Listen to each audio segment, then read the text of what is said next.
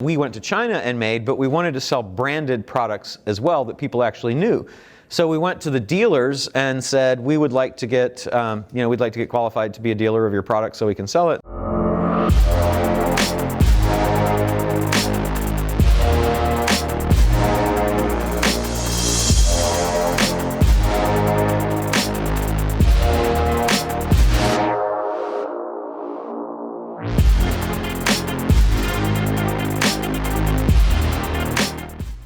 So another thing to think about is product vendors. So for us, we weren't actually buying from these people. They were not really a competitor because they sold different stuff from us, but we had a website called Survival Life. And on Survival Life, we were selling all kinds of products that we went to China and made, but we wanted to sell branded products as well that people actually knew. So we went to the dealers and said, we would like to get, we'd like to get qualified to be a dealer of your product so we can sell it. And they said, okay, what's your physical store address? And we said, well, we're an online only store. And they said, yeah, no, we don't do that. I'm like, why not? So no, we don't want online people competing with heavy discounts with our retail store accounts. So we only sell through retail, people that have retail stores. You need to show us your retail store. So I was like, okay, well, let's go buy a retail store. So we went in Austin, since that's where our company's located, and we found, I think it was a 28-year-old company called Banana Bay Tactical that was a physical store, and we bought the store. We ended up buying it just for the price of the inventory, and then we financed the inventory over time. So we'll talk about that. It was basically a no money down deal.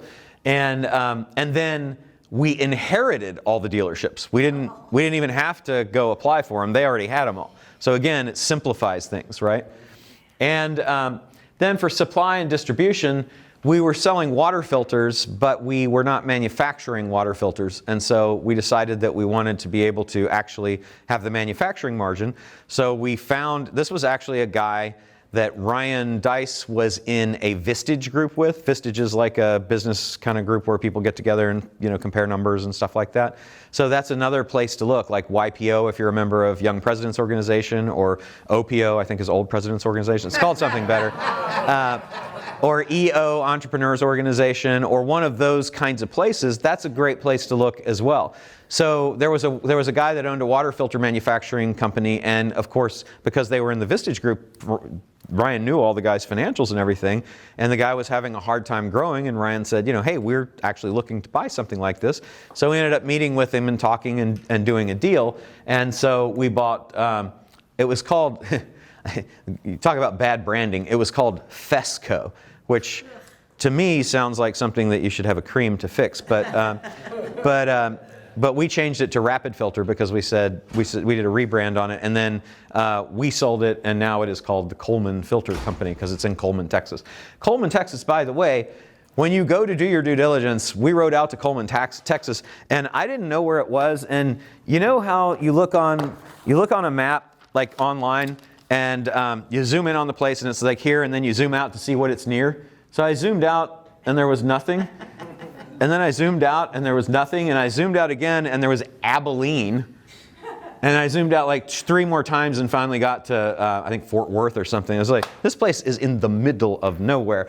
And then intellectual property. Intellectual property would be the other thing. So we had a website called Startup Jungle, and Startup Jungle we decided was going to be for showing people how to get into lots of blue-collar kinds of business, like how to be a truck driver, how to be a cosmetologist, that kind of stuff. But we didn't want to write the plans for that, so we looked for somebody who had already done it, and this was just a cold search online. And so we were searching for companies that had pre-packaged business plans. And we found these guys at Business Book Source who had published, I think it was 128 or 168 business plans, complete with Excel spreadsheets and the courses and everything. And interestingly enough, they had been doing $2 million a year in business for several years.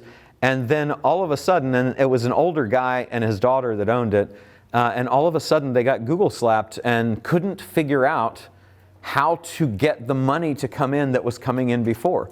Like they got delisted basically. They lost their ranking on their websites, and they never could get it back, and they never could figure out how to do AdWords, and it's just funny, like they just let this $2 million business wither.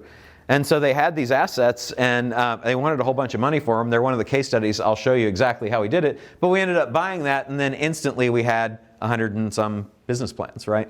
So that's just to give you some examples of reaching out around you, how to find places, how to find businesses. So DIY projects, that was a Facebook search. We just found we searched for groups of do-it-yourselfers. The True Conversion came from somebody that we were paying money every month. The Graphic Connections group came from somebody that we were sending business to every single month. The Banana Bay, we just reached out cold. And Coleman Filter came through a connection that Ryan had through his network. And then Business Book Source, we reached out from a Google search. So all the different ways that you might think of getting these businesses, that's how we found them.